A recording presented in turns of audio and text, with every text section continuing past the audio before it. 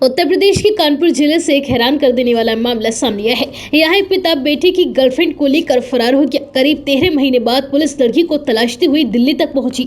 वहां देखा कि दोनों एक साथ रह रहे हैं। पुलिस दोनों को लेकर कानपुर पहुंची। आरोपी पिता को हिरासत में लेकर उससे पूछताछ की गई तो पूरा सच सामने आ गया। खास बात यह है कि 13 महीनों तक पिता और बेटे के बीच भी संपर्क नहीं हुआ। हालांकि बेटे को पता था कि उसका पिता ही उसकी गर्लफ्रेंड को लेकर भागा है। जैसे ही बेटे को पिता का नया मोबाइल नंबर और लोकेशन का पता चला, उसने तुरंत पुलिस से उसे शेयर कर दिया। इसके बाद पुलिस दिल्ली पहुंच गई। दरअसल औरैया जिले का रहने वाला कमलेश राजमिस्त्री का काम करता है और वह 2022 में कानपुर के चकेरी स्थित एक निर्माणाधीन मकान में काम करने के लिए पहुंचे। यहाँ वह अपने 23 साल के बेटे को भी साथ ले गया।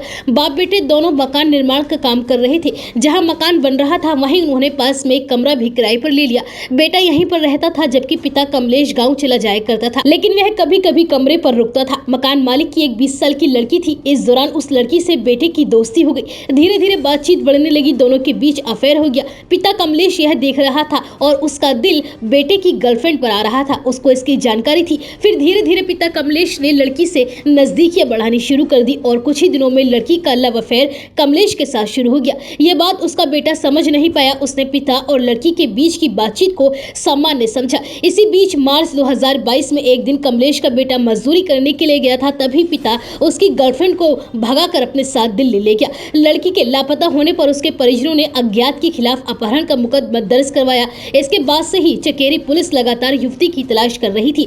एसओ रत्नेश सिंह ने बताया कि कमलेश का बेटा लड़की के घर पर ही किराए के मकान में रहता था, इसलिए लड़की के घर वालों को उस पर कभी शक नहीं हुआ। हालांकि कमलेश के बेटे को अपने पिता की इस करतूत के बारे में जानकारी थी, लेकिन शर्म की वजह से वह कुछ भी नहीं बता पा रहा था। बीते 1 साल से बेटे को पिता की कोई जानकारी नहीं थी, लेकिन जैसे ही बेटे को पिता के बारे में जानकारी हुई तो उसने लड़की के घर वालों को सारी बात बता दी और बेटे ने ही पिता का मोबाइल नंबर परिजनों को दिया। मोबाइल नंबर को सर्विलांस पर लगाकर पुलिस ने दोनों को पकड़ लिया। पुलिस कमलेश को और लड़की को पकड़कर कानपुर लेकर आई। पुलिस ने लड़की के 164 के बयान मजिस्ट्रेट के सामने दर्ज करवाए। पुलिस के मुताबिक बयान में लड़की ने कमलेश के साथ ही रहने की जिद की है।